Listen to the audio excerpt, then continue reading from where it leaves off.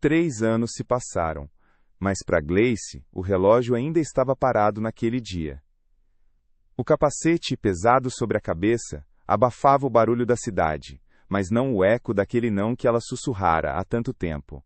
A Gleice, de 32 anos, motoboy autônoma, corria contra o tempo pelas ruas quentes da periferia paulistana, mas sentia que sua própria vida estava travada.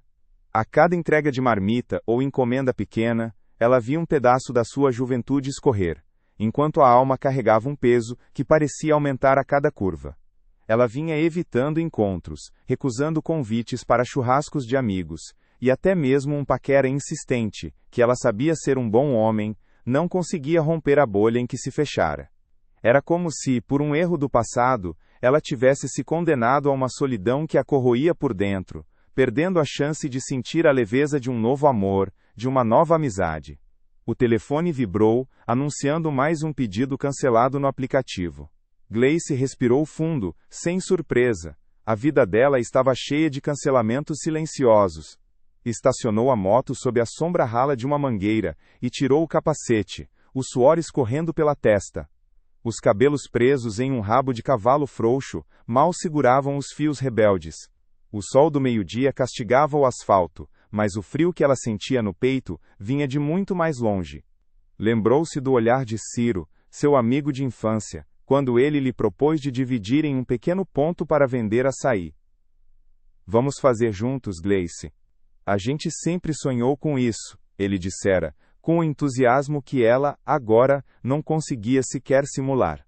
Ela sabia que era uma boa ideia, uma chance de parar de correr de moto e fincar raízes, mas o medo de falhar, e principalmente, a sensação de não merecer algo bom, a paralisavam. Ela havia inventado uma desculpa qualquer, vendo o brilho sumir dos olhos de Ciro. Era a mesma desculpa que usava para tudo que exigisse um passo à frente. Era uma terça-feira 3 anos atrás, quando tudo mudou. O dia parecia um daqueles comuns, ensolarados e barulhentos, na mesma periferia onde Gleice vivia e trabalhava. Ela tinha acabado de entregar um lanche em um consultório médico improvisado, quando viu Lúcia sentada no banco da praça, as mãos cobrindo o rosto magro. Lúcia era uma vizinha antiga, um pouco mais velha que Gleice, mãe de 2 crianças pequenas, sempre sorridente apesar da vida apertada. Naquele dia, porém, o sorriso tinha sumido. Gleice hesitou. Sabia que Lúcia andava com problemas de saúde com o filho mais novo, mas sempre fora discreta. A moto zumbiu, impaciente. Gleice tinha outro pedido para buscar, o tempo era dinheiro, e as contas não esperavam. Ela sentiu uma pontada no peito, uma intuição. Lúcia levantou a cabeça, os olhos vermelhos e inchados, um misto de vergonha e desespero neles. "Gleice", a voz dela quase não saiu.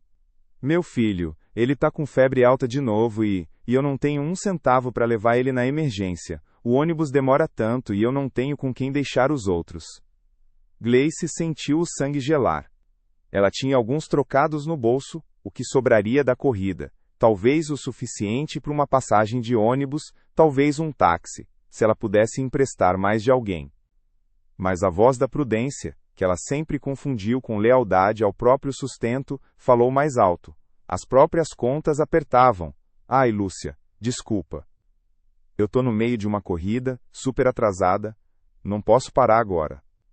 Vê se um vizinho não te ajuda. A Dona Odete da padaria, ela sempre ajuda todo mundo", Gleice disse, as palavras soando mais ásperas do que pretendia.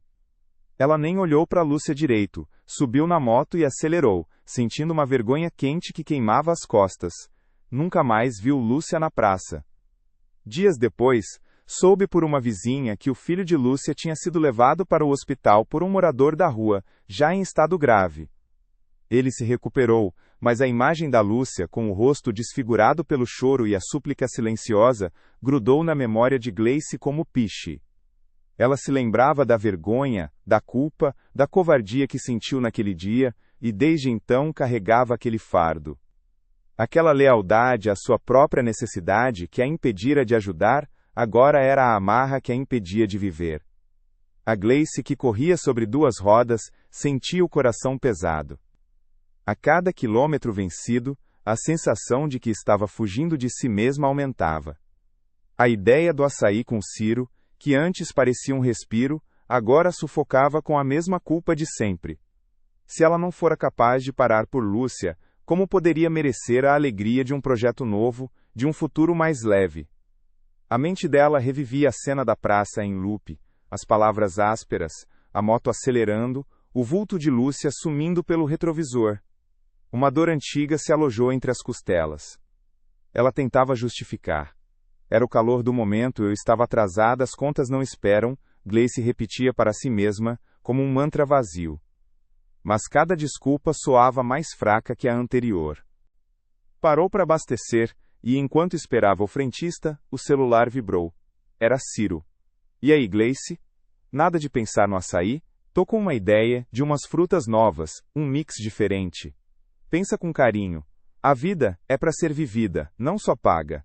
Ela leu a mensagem e sentiu um misto de irritação e desejo. Irritação porque Ciro parecia alheio à sua luta interna. Desejo porque a proposta dele era um convite para respirar. Mas o peso na alma era mais forte. Ela respondeu depois a gente vê, Ciro, tô na correria, e guardou o aparelho, sentindo o gosto amargo do que não foi.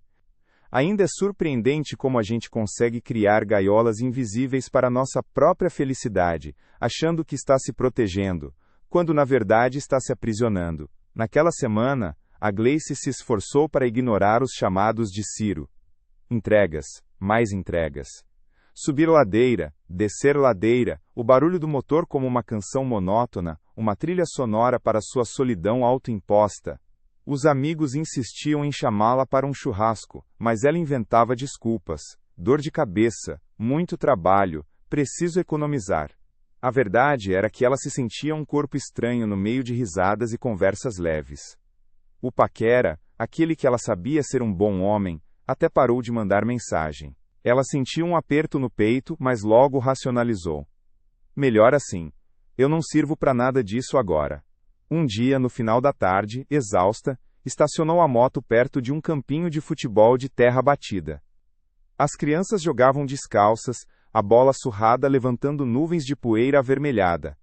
O sol se punha, pintando o céu de laranja e roxo. Gleice observava, sentindo uma pontada de nostalgia por um tempo, que parecia ter ficado lá atrás, antes do não que a condenou. Uma das crianças, uma menina pequena, loirinha, caiu e começou a chorar. A mãe correu, pegou a filha no colo, aninhou-a, soprou o joelho ralado e, com um beijo estalado, transformou o choro em riso. A cena era tão simples, tão cotidiana, mas Gleice sentiu um arrepio. Lúcia tinha um filho pequeno, lembrava-se, e a febre dele. Não importa quanto tempo passe, algumas imagens se fixam na alma como tatuagens, esperando o momento certo para arder de novo. Gleice decidiu que precisava de um banho e um descanso. Guardou a moto na garagem da casa alugada, jogou o capacete sobre o banco da cozinha e foi para o chuveiro. A água morna escorria, levando o suor e a poeira do dia, mas não o cansaço da alma. Ela vestiu uma camiseta velha e calça moletom, sentou-se na pequena varanda e ligou o ventilador de teto no máximo. O zumbido era constante, quase hipnótico. A brisa artificial trazia de repente um cheiro. Não era um cheiro forte, nem um perfume específico. Era o cheiro da maresia, mas misturado com um toque de coentro e limão, vindo da feira que acontecia uma vez por semana na rua de trás. A feira já tinha terminado, mas o vento trazia os resquícios.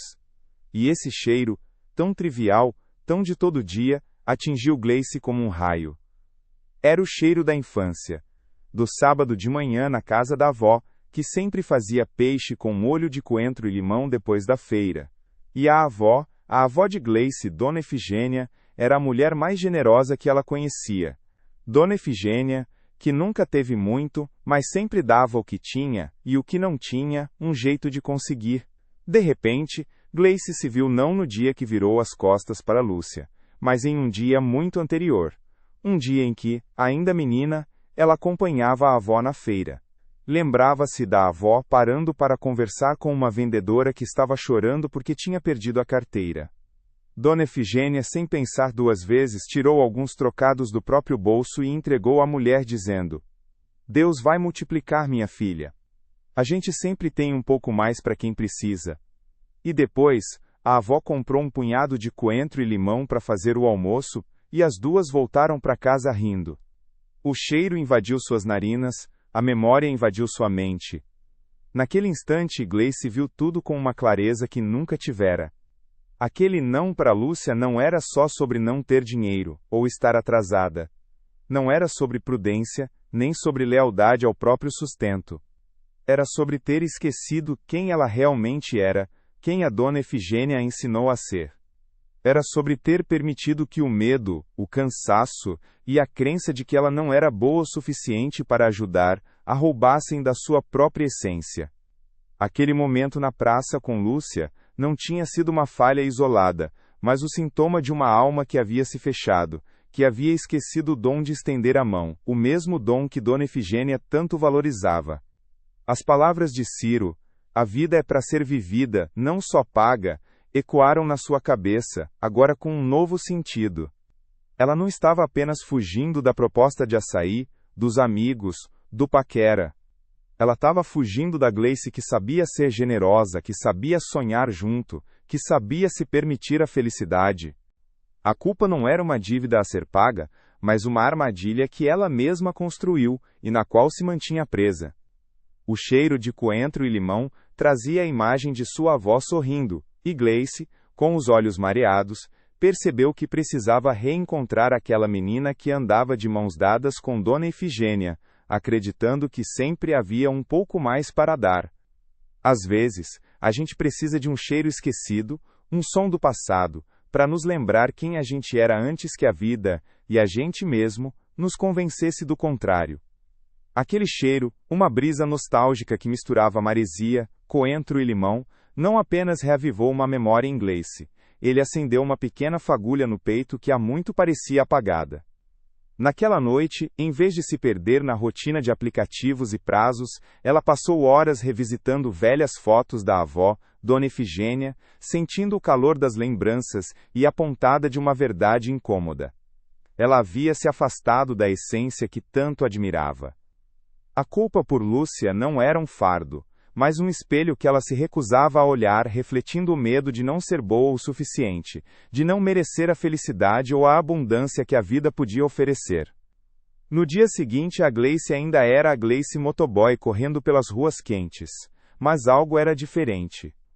O capacete ainda abafava o som externo, mas não mais o grito silencioso da alma. Ela pegou o celular, as mãos um pouco trêmulas, e enviou uma mensagem para Ciro. "Ciro, desculpa a demora. Aquela ideia do açaí, ainda tá de pé?" A resposta veio quase instantaneamente. "Sempre, Gleice. Pensei que você tinha desistido de mim e dos açaís." Ela sorriu. Um sorriso genuíno, que há muito não sentia. O caminho, porém, não foi uma linha reta. Gleice e Ciro se encontraram na semana seguinte em um pequeno boteco, com cadernos e canetas. A empolgação de Ciro era contagiante, mas a Gleice sentia o peso de 3 anos de insegurança nos ombros. "Ciro, eu tenho umas economias, mas não é muito." "E se não der certo?" ela confessou, o medo transparecendo na voz. Ciro, com a paciência que só os amigos de verdade têm, segurou a mão dela sobre a mesa. "Gleice, a gente começa pequeno. O importante é começar. Pior é ficar parado, pensando no e Ciro." Naquela noite, Gleice foi para casa com a cabeça cheia de planos, mas o coração ainda carregava a sombra da dúvida. E se ela falhasse de novo? E se essa nova empreitada se tornasse mais uma Lúcia em sua vida, algo que ela prometeu e não pôde cumprir? A recaída veio poucos dias depois, sutil, mas presente. Um pedido de entrega de última hora, com um bônus extra, a fez adiar um encontro com Ciro para ver o ponto de açaí que ele havia encontrado. "Desculpa, Ciro. Preciso da grana, não posso perder essa corrida", ela digitou, sentindo um gosto amargo. Aquele velho padrão de priorizar o imediatismo, a corrida atrás do dinheiro, sobre o que realmente a nutria, era uma teia difícil de romper. Ciro apenas respondeu: "Tudo bem. Estarei aqui quando você estiver pronta para plantar as sementes." Gleice sentiu o peso das palavras, e a vergonha de quase ter voltado para a velha Gleice.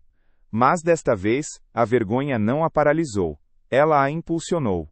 Naquele mesmo dia, durante uma entrega, Gleice viu uma senhora tropeçar com as sacolas de feira pesadas, espalhando frutas e verduras pela calçada.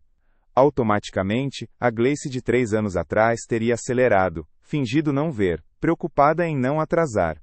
Mas a nova Gleice parou a moto, tirou o capacete e correu para ajudar. Juntou cada laranja, cada batata, com um sorriso, ajudando a senhora a levantar e carregando suas sacolas até a porta de casa. A gratidão no olhar daquela mulher acendeu algo que dinheiro nenhum podia comprar. Era a centelha da dona Efigênia nela, a certeza de que sempre havia um pouco mais para dar. A partir daquele dia, a mudança foi mais firme. Gleice começou a dividir seu tempo de forma diferente. Diminuiu as horas na moto, dedicando as manhãs ao planejamento do açaí com Ciro. A princípio, o dinheiro apertou um pouco mais. As contas pareciam mais ameaçadoras. Mas a cada passo que dava com Ciro, ela sentia uma leveza que o estresse financeiro não conseguia apagar. O ponto de açaí era pequeno, mas o sonho era gigante.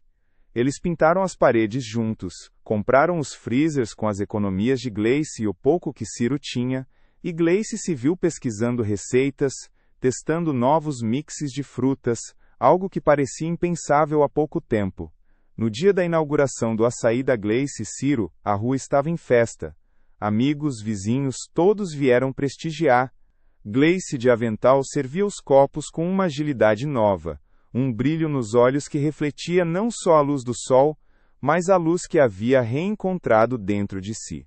Ela sentiu o cheiro do açaí fresco, do guaraná e das frutas picadas, e por um instante, um resquício daquele aroma de coentro e limão invadiu suas narinas, uma lembrança doce de sua avó. Em um canto, Ciro observava Gleice. Não era mais a Gleice encurvada pelo peso invisível, nem a que respondia com "estou na correria" para se esquivar da vida. Era uma mulher que se permitia sorrir, que se arriscava, que estava ali presente, vivendo. Ele notou como ela interagia com os clientes, como seus olhos brilhavam ao falar sobre os planos para o futuro do negócio. Sem dizer uma palavra, Ciro apenas acenou com a cabeça para si mesmo, um leve sorriso nos lábios. Ele sabia que a Gleice finalmente havia deixado a gaiola aberta. Aquele pequeno ponto de açaí se tornou mais do que um negócio, tornou-se um marco da virada de Gleice. As contas, que antes eram um martírio constante, começaram a ser pagas com uma outra energia. Não era só o dinheiro entrando, era a sensação de que cada centavo era fruto de um esforço que também a preenchia, de um trabalho que fazia sentido. Ela não corria mais, ela construía, ela não se escondia, ela se mostrava. E, em meio ao movimento da loja, as lembranças de Lúcia vinham, sim, mas não mais como uma chaga, e sim como uma cicatriz que lembrava o caminho percorrido, o ensinamento valioso que a vida e sua avó haviam lhe deixado. A verdadeira riqueza está em estender a mão, em se permitir ser vulnerável e, acima de tudo, em se perdoar para florescer. A história da Gleice, com seu capacete pesado e seu coração em disparada, me faz pensar em quantas gaiolas invisíveis a gente constrói para si mesmo. Às vezes, o peso que carregamos não vem de fora, mas de dentro, de um não que demos lá atrás, de uma falha que, na nossa cabeça, nos condena. Mas a verdade é que, assim como o cheiro de coentro e limão trouxe de volta a essência da avó de Gleice, muitas vezes é preciso revisitar um pedacinho do passado, uma memória esquecida, para desarmar a armadilha do que a gente acha que não merece. A real descoberta é que o valor oculto não está no que a gente acumula, mas no que a gente se permite dar e receber, no que a gente se permite ser, mesmo depois dos erros. Se você já sentiu que uma falha do passado te impedia de abraçar novas oportunidades, de se permitir ser feliz, deixe a sua história aqui embaixo. E se a jornada da Gleice te tocou e fez você pensar naquelas gaiolas invisíveis que a gente constrói, clica em se inscrever e deixa o like.